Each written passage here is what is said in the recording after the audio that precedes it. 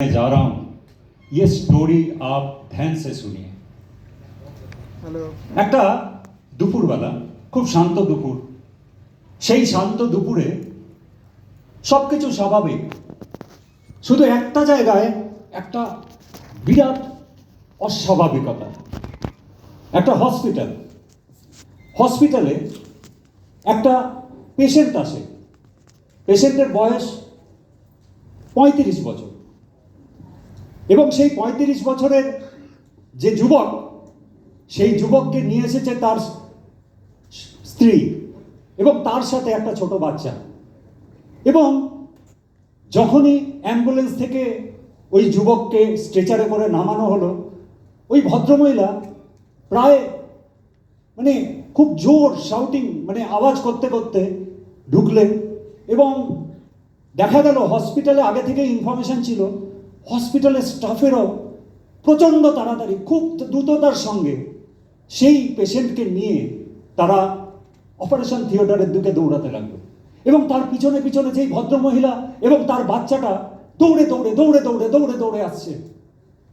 কিন্তু অপারেশন থিয়েটারের সামনে সেই ভদ্রমহিলা এবং তার বাচ্চাটাকে দাঁড় করিয়ে দেওয়া হলো।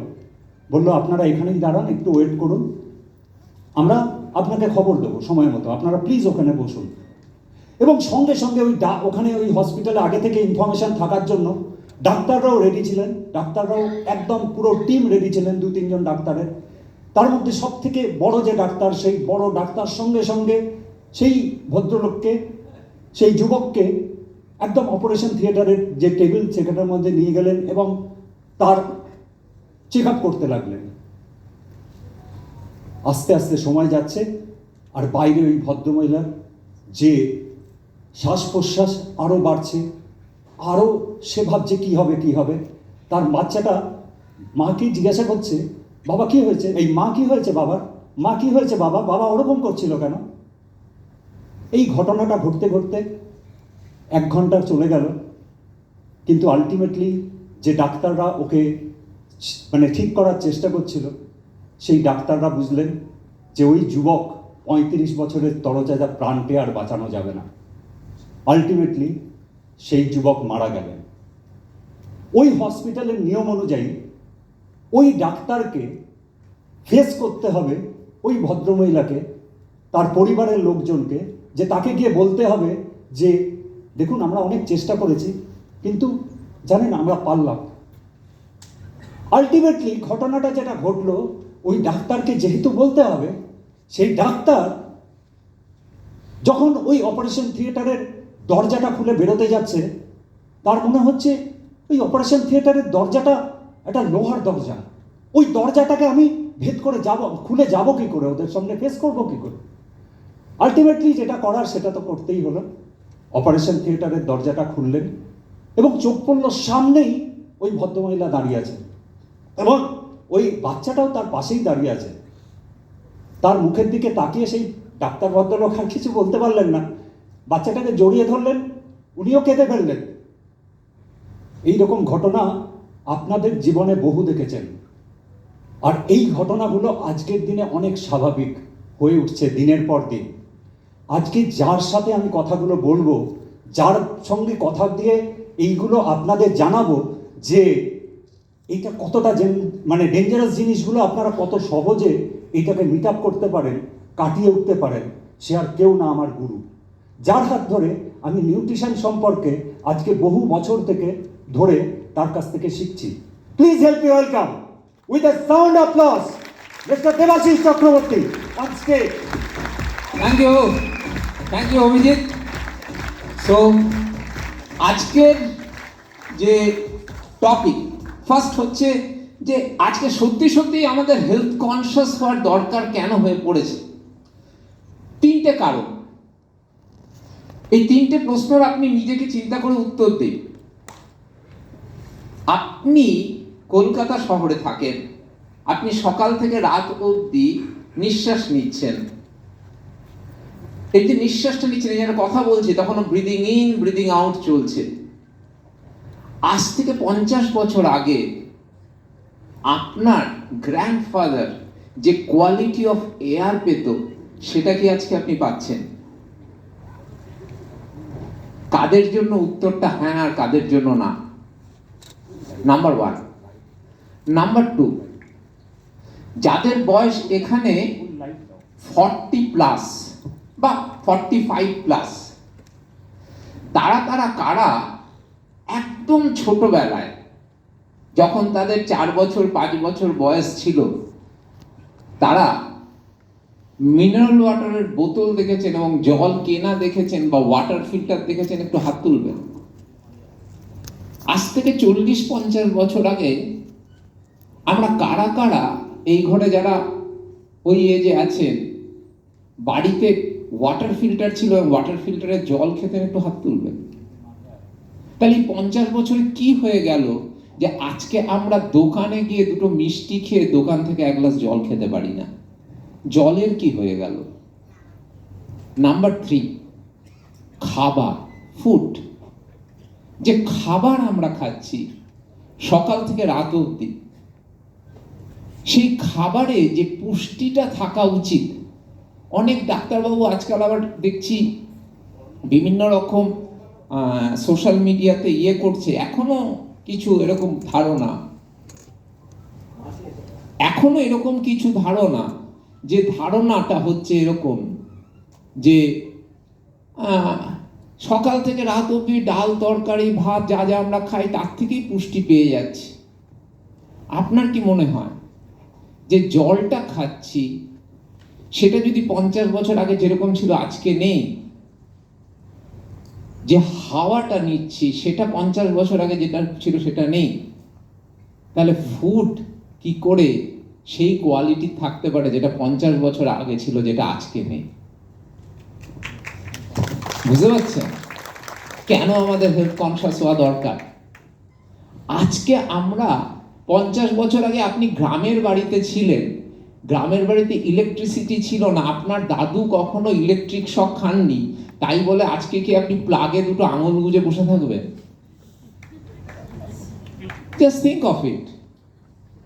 হ্যাঁ, এবং এই জন্যই আজকে আমাদের জানা দরকার যে সত্যি সত্যি হেলথ কেন।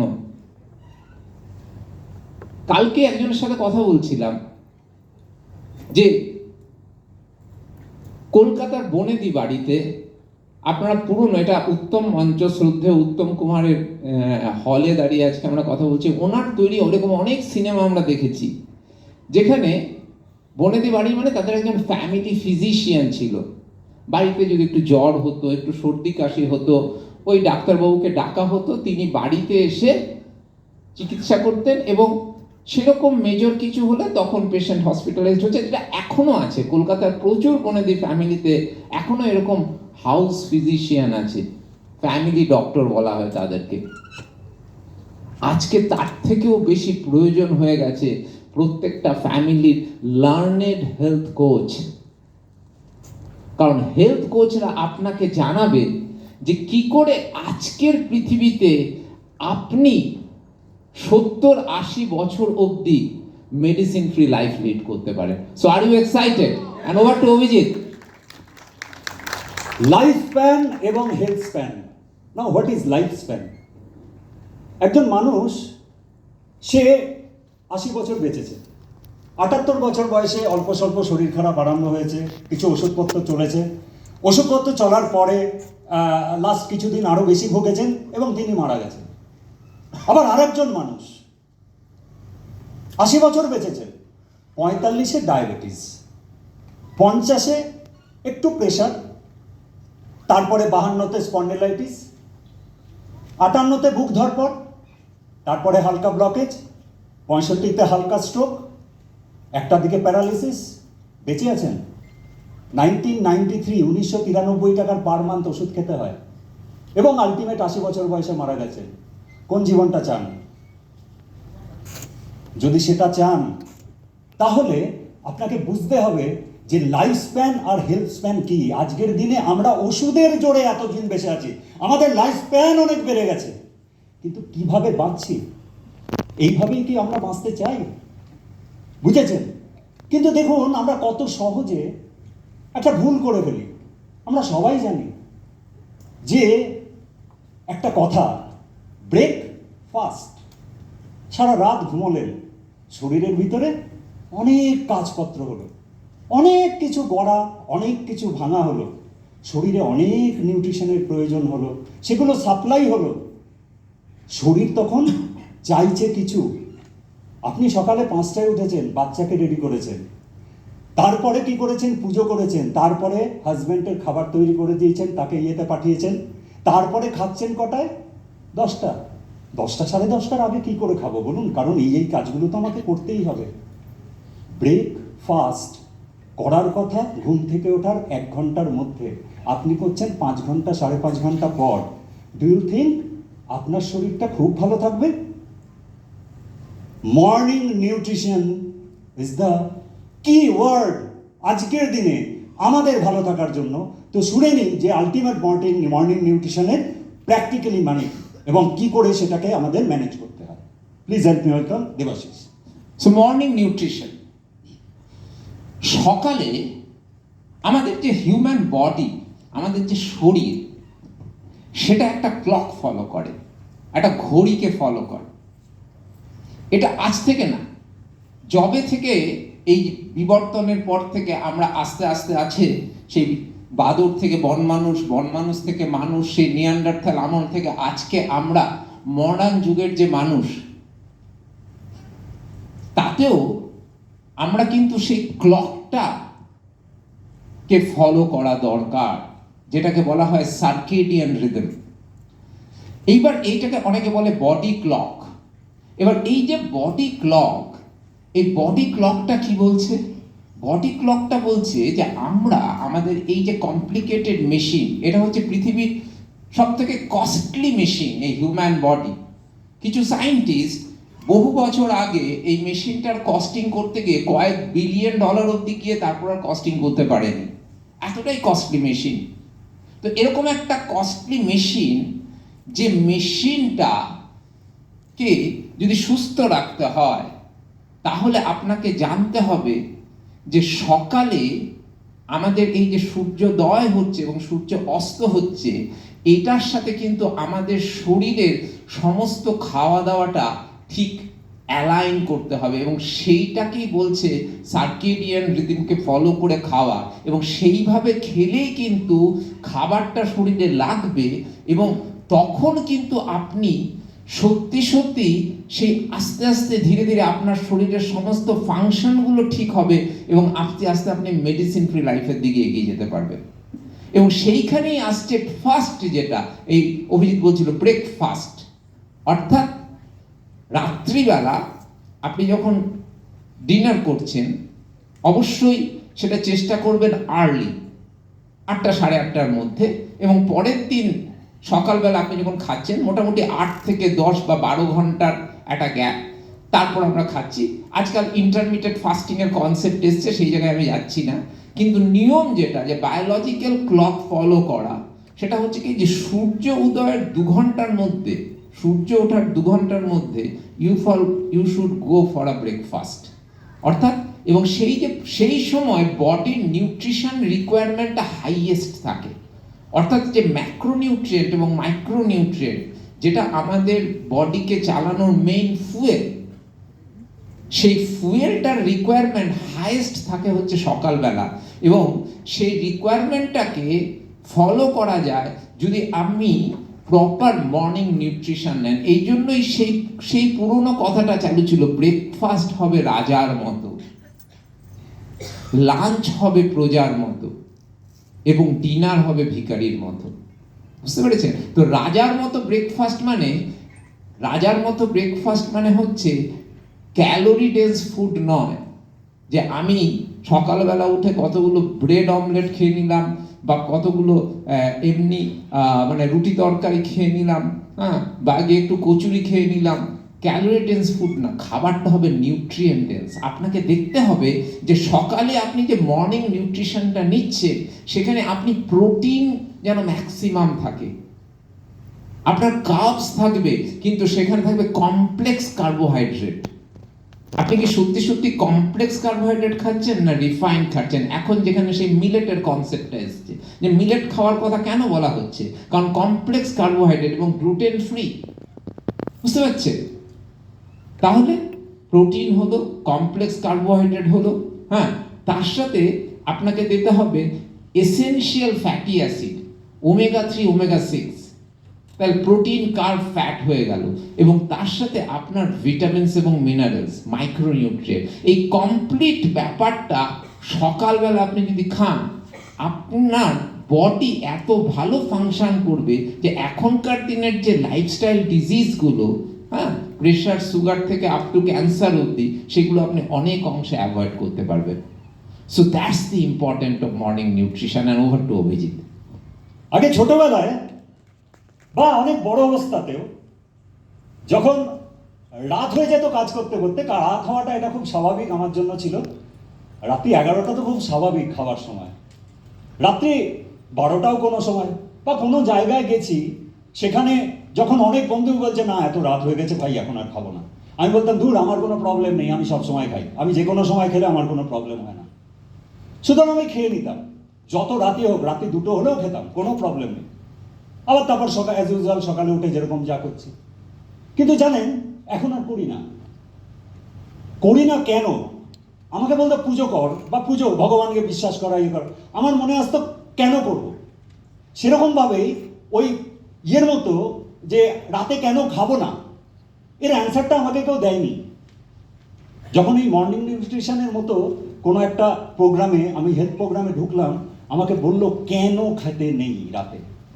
কারণ রাতে আমাদের যে ওই যে বললো সার্কেডিয়ান রিদম, সেই ক্লক অনুযায়ী অ্যাকচুয়ালি আমাদের ইনসুলিন সিক্রেশনটাও কম হয়ে যায়। আমাদের ডিফারেন্ট যে এনজাইমস যেগুলো দিয়ে আলটিমেট আমাদের পুরো ডাইজেস্টিভ সিস্টেমটা রান করে, সেগুলোও সিক্রেশন কম হয়ে যায়। তার মানে আমি যেটা খাচ্ছি সেখান থেকে যে নিউট্রিশন অ্যাবজর্পশনের যে কাজ, সেটাই আমি যদি রাত্রিবেলা খেয়ে নিই তাহলে কিছু হয় না, কারণ সেও ঘুমিয়ে পড়ে, আমাদের বডিও ওই ক্লক অনুযায়ী ঘুমিয়ে পড়ে। জানতাম না, নলেজ সেশন আমাকে শিখিয়েছে যে আলটিমেট কেনর অ্যান্সারগুলো দিয়েছে। আগে ভাবতাম যে আগে কি করতাম, ভাত দিয়ে তরকারি খেতাম, এখন তরকারি দিয়ে ভাত খাই, কারণ প্লেটটা বুঝেছি কি করতে হয়। আগে কি হতো জানেন, আগে একজন, আমি এইভাবে বলি, একজন না কাউকে জিজ্ঞাসা করলে সে বলে হ্যাঁ হ্যাঁ আমি তো এক্সারসাইজ করি, আমি তো হাঁটি রোজ সকালে, জানিস আমি 5 কিলোমিটার 7 কিলোমিটার হাঁটি, ভেরি গুড। আমি জিমে যাই, ফ্যান্টাস্টিক। আচ্ছা একটা জিনিস বলুন তো, আপনি যখন হাঁটছেন তখন আপনার যে লিম্ফেটিক নোডস যেগুলো আছে শরীরের বিভিন্ন জায়গায়, সেটা কি সবকটা সঠিকভাবে কাজ করছে, না লোয়ার পোর্শনের যে নোটসগুলো আছে সেগুলো বেটার কাজ করছে? এই দিককার জংগুলো কিন্তু সেই অনুযায়ী, যে জং বয়স হলে যেগুলো জংগুলো ধরে, সেগুলো আলটিমেট কি সত্যি সত্যি জং ঝরে, ঠিক হয় না? বিভিন্ন ধরনের এক্সারসাইজ দরকার। এই মর্নিং নিউট্রিশন নামে যে ইয়েটা মধ্যে আমরা ঢুকলাম, ঢুকে দেখলাম আরে এখানে তো অ্যারোবিক্সও দরকার, এখানে তো প্রাণায়ামও দরকার, আর এখানে তো যোগাও দরকার, আর হাঁটাও দরকার। সমস্ত রকম এক্সারসাইজ যদি করি তাহলে পুরো বডি আমাদের দারুণভাবে কাজ করতে পারে। শুনবেন না এইগুলোর ব্যাপারে দেবাশিস? সো এক্সারসাইজ দুটো সিস্টেম আছে, অ্যানাবলিক অ্যান্ড ক্যাটাবলিক, আমি ডিটেলসে যাচ্ছি না। সো সেইখানে আজকে এই যে এক্সারসাইজ, এই এক্সারসাইজ হচ্ছে একটা হচ্ছে নিজেকে সুস্থ রাখার জন্য, নিজের বডির ফ্লেক্সিবিলিটিকে বাড়ানোর জন্য, এবং সেইখানে আমাদের যোগা বা অ্যারোবিক্স ইটস ফ্যান্টাস্টিক, এবং সেইখানে আমরা যেটা মর্নিং নিউট্রিশনে আমরা সেটা পেতে পারি। কারণ অ্যামওয়ে এত সুন্দরভাবে একটা 21 ডেজের মর্নিং নিউট্রিশন সেশন নিয়ে এসছে, যেখানে এক্সপার্টসরা এই এক্সারসাইজগুলো করাচ্ছে। আপনারাও নিজেরা এইভাবে কমিউনিটি বিল্ড করে কিছু এক্সপার্টসকে সিলেক্ট করে তাদেরকে দিয়ে you can do the exercise parts. এবার সেইখানে আরেকটা পার্ট হচ্ছে কি, যে যখন আপনার বডির ফ্লেক্সিবিলিটি বেড়ে গেল, তখন you need to increase your muscle mass, যাদের পক্ষে সম্ভব। হ্যাঁ, অ্যাবাভ 50 ব্যাপারটা একটু টাফ, অ্যাচিভ করা যায়, কিন্তু বিলো 50 যাদের বয়স কম, হ্যাঁ, they should increase their muscle mass. এবং মাসল মাসের জন্য you need muscle building exercise. কারণ মাসল মাস যাদের বেশি থাকবে না, তাদের পট করে সুগার ধরবে না। কারণ কি, muscle has a large capacity of storing glucose rather than fat. এবং ম্যাক্সিমাম মানুষ যাদের ওভারওয়েট বা ওয়েট গেইন করছেন, you are gaining fat mass, not muscle mass. বুঝতে পেরেছেন? কিন্তু যেটা প্রয়োজন সেটা হচ্ছে you have to gain muscle mass, এবং যার জন্য you have to do exercise. এবং সেইখানে আজকে মর্নিং নিউট্রিশন থেকে এত সুন্দরভাবে এই 21 দিনের যে প্রোগ্রাম, নলেজ সেশন নিয়ে অভিজিৎ বললো খুব সুন্দর করে, এবং তার সাথে আপনি পাচ্ছেন একদম এন্ড অফ দি সেশনে, হ্যাঁ, আপনি পাচ্ছেন অ্যামওয়েতে আছে এক্সপার্ট নিউট্রিশনিস্ট আছে, হ্যাঁ, তারা কিন্তু আপনি আপনার কমিউনিটি থ্রু দিয়ে কানেক্ট করলে, আপনার আপলাইন ফাউন্ডার প্ল্যাটিনামের থ্রু দিয়ে যদি কানেক্ট করেন তাদেরকে, হ্যাঁ, তারা কিন্তু they will make a diet plan for you, person specific, আপনার প্রবলেম অনুযায়ী। এবং সেইখানেই আজকে কিন্তু আপনার প্রয়োজন হয়ে পড়ছে কিছু সাপ্লিমেন্ট ফুডের। এর আগে শুরুতেই আমি একটা কথা বলেছিলাম না, হ্যাঁ, যে আজকে যেহেতু আমাদের এয়ার, আমাদের ওয়াটার সেই কোয়ালিটি নেই, আমাদের ফুডও সেই কোয়ালিটি নেই, ফলে যতটা সম্ভব আমরা তো সার্কেডিয়ান রিদম ফলো করে যতটা সম্ভব আমরা হোমমেড ফুড, হ্যাঁ, complex carbohydrate, essential fatty acid, এগুলো তো নেবই রেগুলার ফুড থেকে, কিন্তু তারপরেও কিছুটা ডেফিসিয়েন্সি থাকবে যেখানে সত্যি সত্যি আমাদের সাপ্লিমেন্ট ফুডের প্রয়োজন হচ্ছে।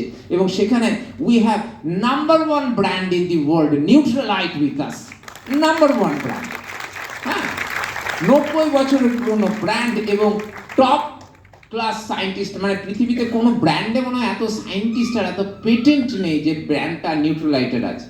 চোখ বন্ধ করে নিউট্রালাইট প্রোডাক্ট অবশ্যই in consultation with some experts, যাদের এই সম্পর্কে নলেজ আছে, তাদের সাথে কনসাল্ট করে আপনি যদি নেন, ইন ইয়োর মর্নিং নিউট্রিশন, সমস্ত মর্নিং সকালবেলাই সমস্ত সাপ্লিমেন্টগুলো ঠিক করে খেয়ে নেবেন, হ্যাঁ, তাহলে আপনি কিন্তু সুস্থ থাকতে পারবেন। এবং এইখানেই দেখুন আজকে আমাদের আপলাইন ইডিসিও এই মর্নিং নিউট্রিশনের একটা ছোট্ট এই 21 দিনের প্রোগ্রামকে বাংলায় একটা 6 দিনের একটা রিক্যাপ সেশন করেছেন, যেটা প্রত্যেক শুক্রবার হয় 8টা থেকে 8:30।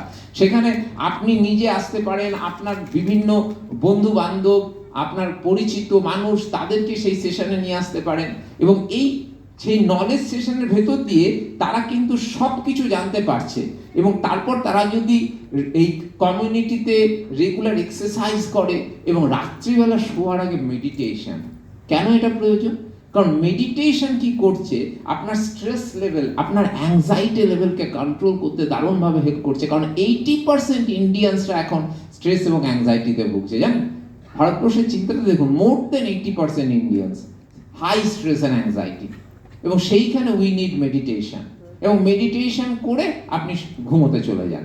এবার এই রুটিনটা যখনই আপনি করছেন, হ্যাঁ, with the beautiful morning nutrition program by Amway and our great upline EDC, founder EDC going crown very soon, Prashanto and Rita Bhattacharya, তারা এত সুন্দরভাবে এই প্রোগ্রামটা এনেছেন, তাহলে you can be have a very strong health, এবং আপনি আপনার বিজনেসটাকেও এই মর্নিং নিউট্রিশনের থ্রু দিয়ে স্ট্রং করতে পারবেন। এবার আমরা জেনে নেব যে কি করে আমরা এই মর্নিং নিউট্রিশনের থ্রু দিয়ে কমিউনিটি বিল্ড করব, এবং সেটা বলার জন্য আপনাদের সবার পছন্দের স্পিকারকে আমি ডেকে নিচ্ছি, দি গ্রেট লিডার অভিজিৎ।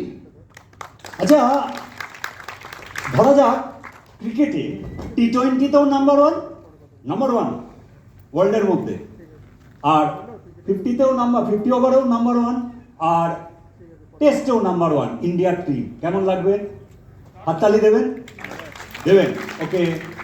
এবার আমি একটা ভালো কথা বলবো, তাতে কতটা আপনার হাততালিটা বেরোচ্ছে সেটা আমি শুনতে চাই। ডায়াবেটিসে নাম্বার 1, হার্ট ডিজিজে নাম্বার 1, এবং খুব তাড়াতাড়ির মধ্যে ক্যান্সারে নাম্বার 1। হাততালি দিন। মা, হাততালি দিচ্ছেন না কেন? This is a fact. আপনারা কতটা কসাস আমি জানি না, আপনারা কতটা এই ব্যাপারে সচেতন তা আমি জানি না, but this is the fact. এবং যখন হয়তো প্রস্টেটে সামান্য কিছু প্রবলেম, অ্যাভয়েড করলো, করলো, কিছুদিনের মধ্যে তারপরে যখন বেশি প্রবলেম হলো, ডাক্তারের কাছে গেল, ডাক্তার বলল অনেক দেরি করে ফেলেছেন, 3rd স্টেজ। আমরা চেষ্টা করছি, দেখছি কি হয়। ঘটনাগুলো শোনেন না? শুনে বুকটা কাঁপে না? মনে হয় না যে আমার পরিচিত খুব কেউ, অথবা আমার বাড়ির কেউ, অথবা বললাম না ড্যাশ, যদি হয়, তাহলে আমরা এই মর্নিং নিউট্রিশন সম্পর্কে কি অ্যাচিভ করব সেটাও তো জানার দরকার। তো কমিউনিটি বিল্ড আপ অবভিয়াসলি আমাদের দরকার, কারণ হচ্ছে কি না এটা এই যে কমিউনিটি বিল্ড আপ করে আমরা কিভাবে এই অ্যাচিভমেন্টগুলো পাবো, সেই অ্যাচিভমেন্টগুলো কি হতে পারে মর্নিং নিউট্রিশনে একটুখানি জেনে।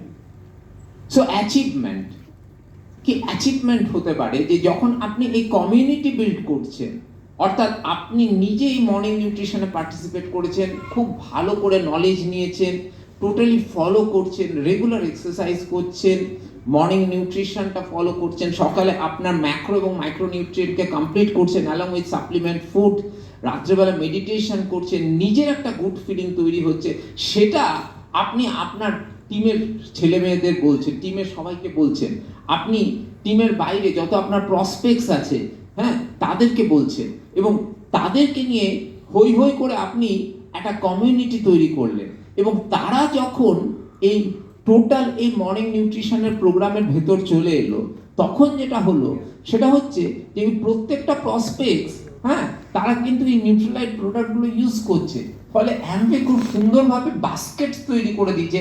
এখন তো এই 1 তারিখ থেকে প্রোটিন পাউডার 500 নিলে you can design your own baskets 3 তারিখ থেকে এসছে।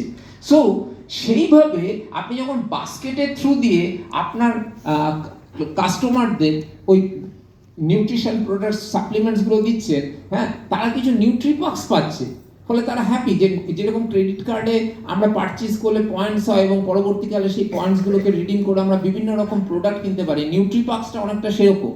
এবার সেই নিউট্রিপাক্সকে রিডিম করে আপনি আপনার যে কাস্টমার, সে বছরের শেষে অনেক নিউট্রিপাক্স জমিয়ে এবার সে পুজোর বাজারের মতন জামা কিনছে, ব্যাগ কিনছে, টুপি কিনছে, শার্ট কিনছে, সুটকেস কিনছে, সব কিছু সেই নিউট্রিপাক্স দিয়ে করে ফেলতে পারছে।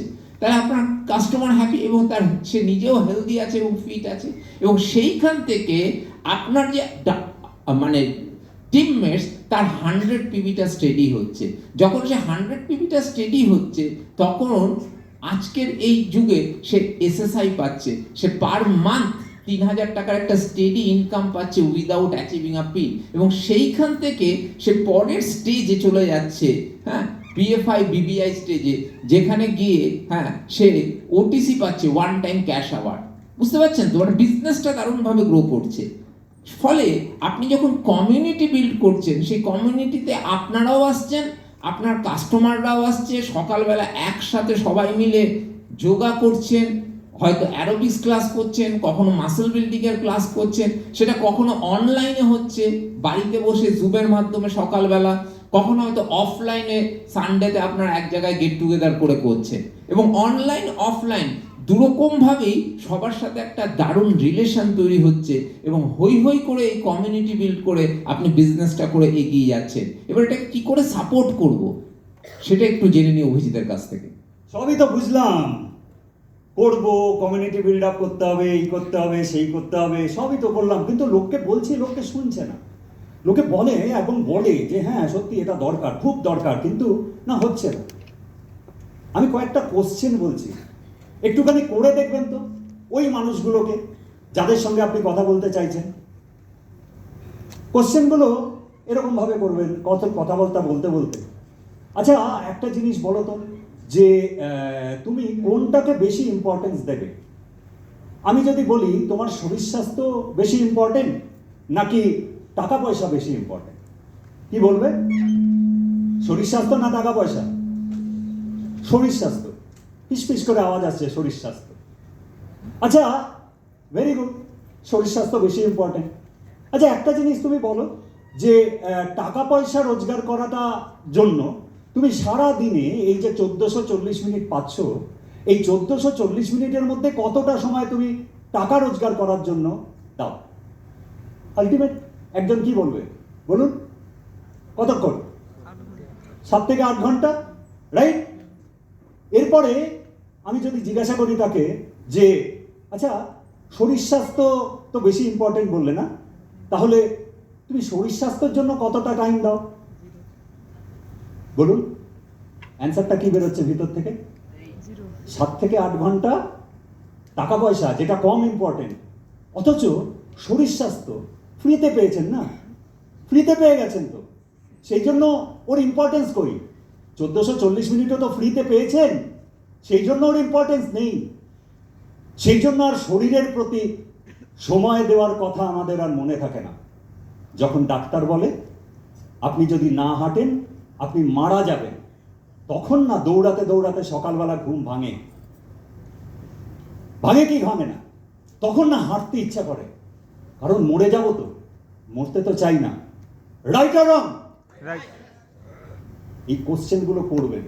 এই যে শরীরটা তুমি ফ্রিতে পেয়েছো, একটু আগে দেবাশিস বললো বিলিয়ন্স অফ ডলার ফ্রিতে, প্রাণটা ছেড়ে দিন, প্রাণের কস্টিং হয় না, কিন্তু তার জন্য কতটা সময় দিচ্ছ ভাই? কোনটা বেটার যে 70 বছর বয়স কারুর হাত ধরে, মানে কেউ তোমাকে হাত ধরে বাথরুমে নিয়ে যাচ্ছে, কারুর সাহায্য ছাড়া তুমি বাথরুমে যেতে পারো না, সেই জীবনটা বেটার, না নিজের পায়ে হেঁটে শেষ দিন পর্যন্ত গিয়ে বাথরুমটা করা সেটা বেটার? কোনটা তুমি বেশি পছন্দ করবে? 45 বছর থেকে একটা দুটো ওষুধ শুরু করা, শেষে গিয়ে 14-15টা ওষুধ খেয়ে মরার আগে মরা, যখন ঢেকুর তুলবে তখন ওষুধের গন্ধ, সেই লাইফটা বেটার? নাকি একটুখানি সাবধান হয়ে মর্নিং নিউট্রিশনে রেজিস্ট্রেশন করে একটু শরীরের প্রতি 1440 মিনিটের মধ্যে 30 মিনিট দিয়ে অনেক সুস্থ সবল থাকা, একটা মেডিসিন ফ্রি হেলদি লাইফ পাওয়া, কোনটা বেটার? Ask this questions. চোখে চোখ রেখে কোশ্চেন করুন। অন্যরকম ভাবে বললাম, মনে করবেন, মানে ভাববেন এটা, এই কথাগুলো বলুন, আর বললে বুঝতে পারবে। কিন্তু তারপরেও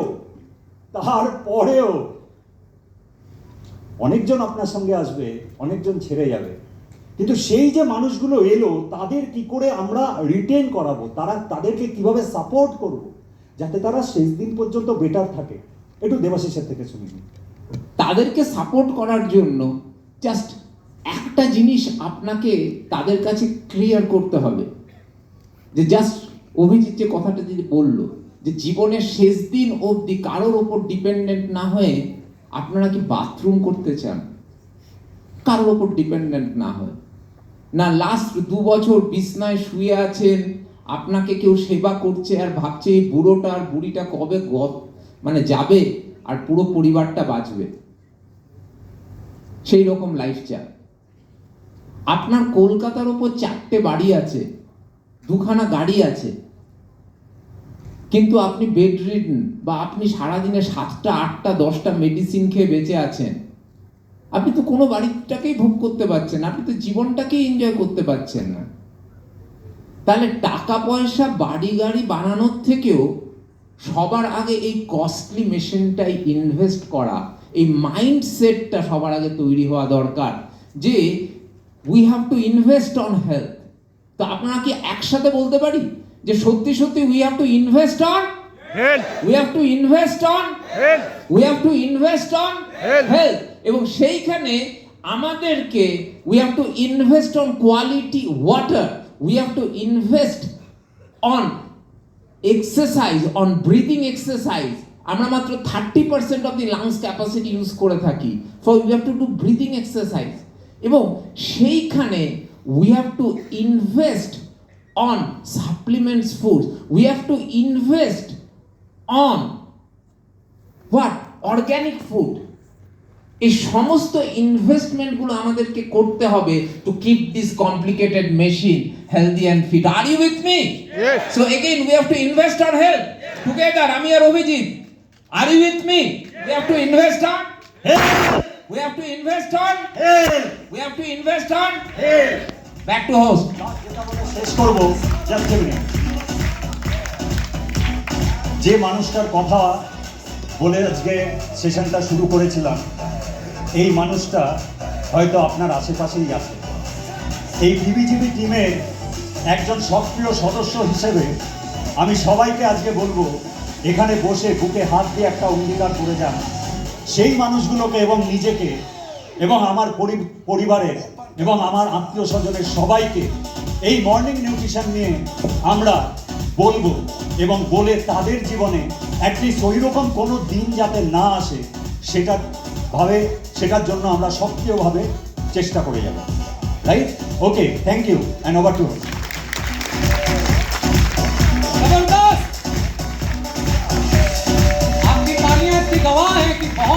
अच्छा ये सारा चीज प्रोग्राम आपने देखा और अगले ही क्षणों में कुछ लोगों को यहाँ पर ऑन स्टेज आप देखेंगे